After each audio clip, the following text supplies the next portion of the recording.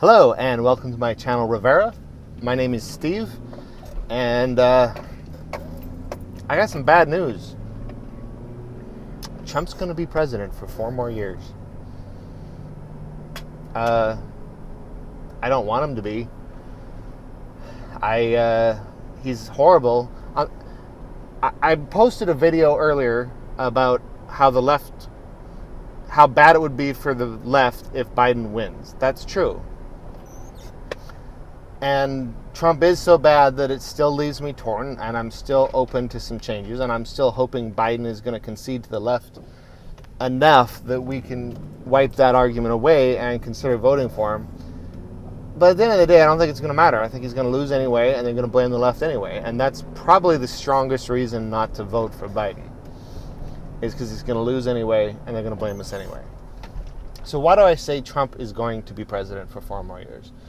Well, there's 2 reasons. The one that existed before the news article I saw this morning was just the political makeup of this country. 28% Republican, 28% Democrats, 41% independents, and the independents lean heavily left and anti-establishment. And Trump wins by outflanking establishment candidates to the left. So he's both anti-establishment and enough left to swing independents over. And this is the message that I think the left needs to be spreading for the next 4 years. We need to educate people on the actual political makeup of this country. Most people seem to think it's like split 50-50, like right and left. And it's just not right. You have the partisan 28% GOP and the partisan 28% Democrats.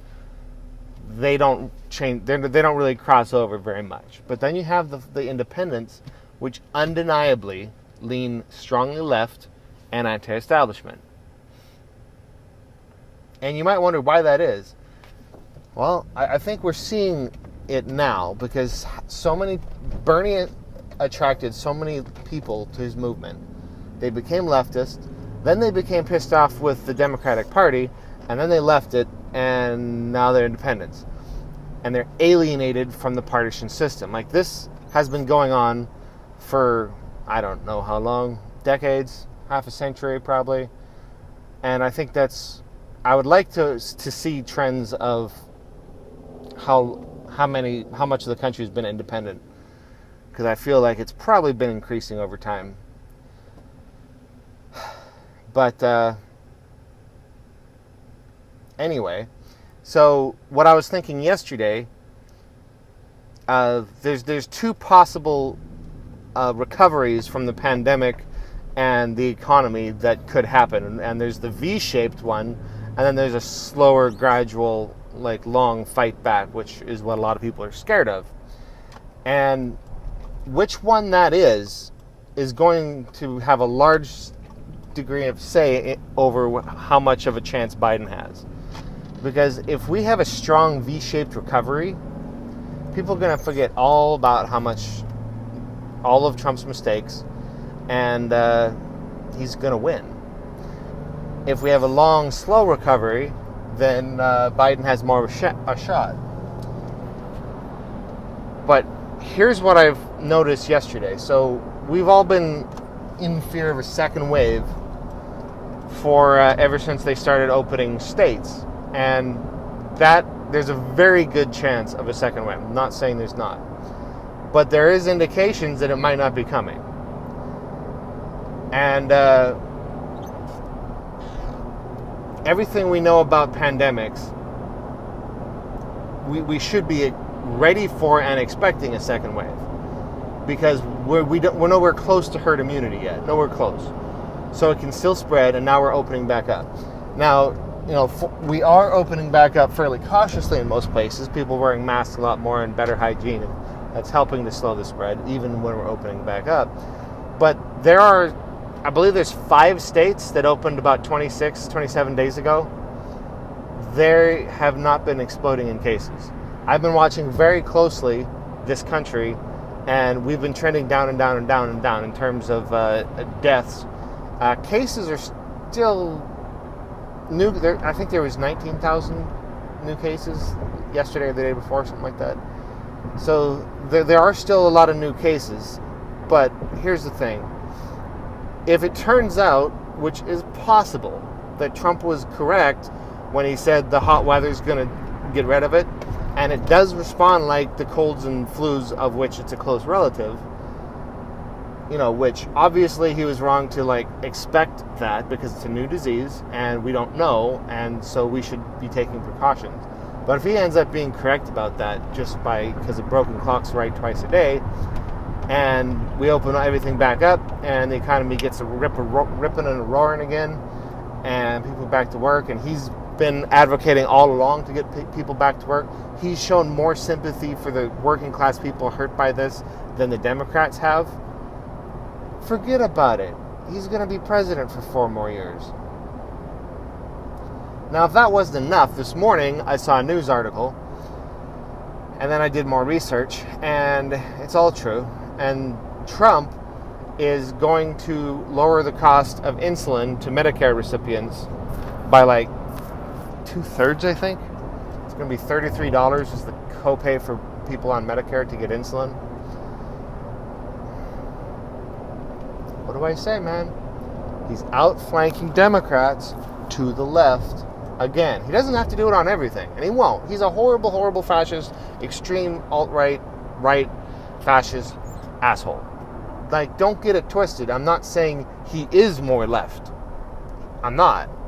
But all he has to do is outflank on a couple of big issues people care about, and that's going to be enough for the fairly unpolitical, anti-establishment, but leans left independents. Obama was president for 8 years and did nothing for drug prices. Now, to be fair, he tried. I looked all this up. In 2016, he made one final push. There was other pushes before that. He tried.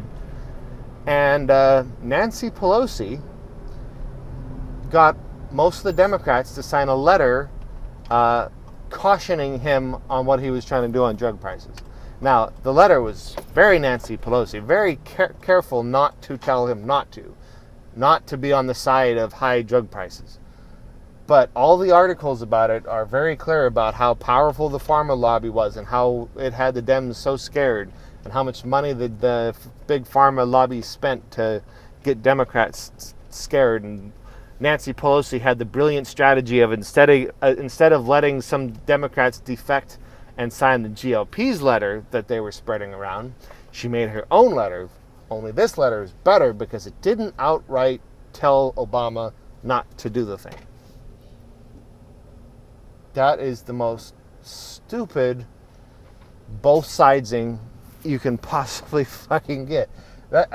What do you think the message was for Democrats who signed this letter?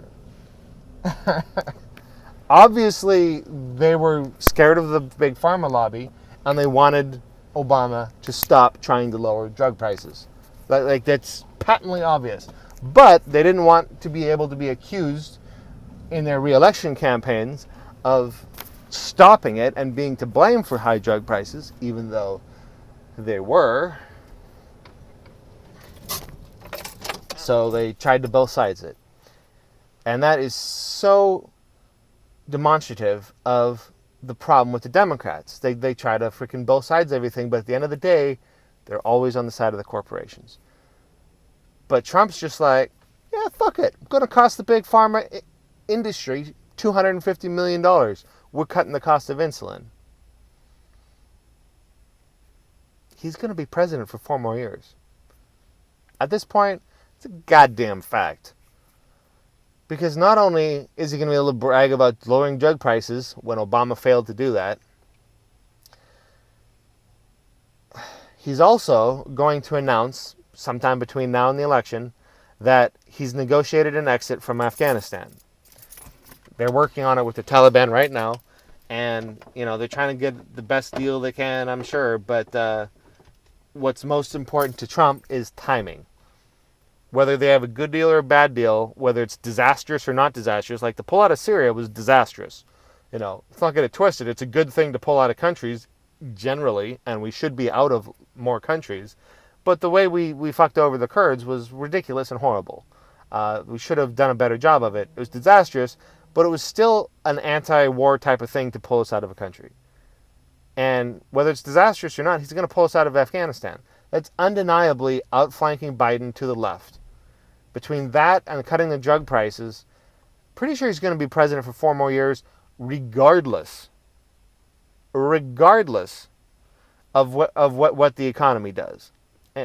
But if the V-shaped economy happens, because the pandemic does actually respond to weather like colds and flus, he's going to be able to brag for the next months and months that he was right about that, and it was all no big deal, and all the pain and suffering you experienced because of shutdowns, mostly due to Democratic governors, was unnecessary. And that message brings home. Nobody likes being shut down in their houses. Trump's so fucked up. We didn't need to have 100,000 deaths. We could have kept it in the hundreds, like South Korea did. He's mishandled this so bad. But we're not talking about reality, because reality doesn't fucking matter. We're talking about the average American's perception of reality. And to people's perception of reality, Trump is anti-establishment, and he's going to outflank Biden to the left on key issues. And he's going to win. You know, all these articles I've seen about predicting Biden's landslide win, they seem to be going off of approval numbers. Approval numbers have nothing to do with winning the presidency, because approval numbers are not polling voters. They poll like the American population. And when half the population doesn't vote, you only need 25% of the population to win. And Trump has a rock solid 35% support in all polls ever, no matter how bad the news that comes out against him is.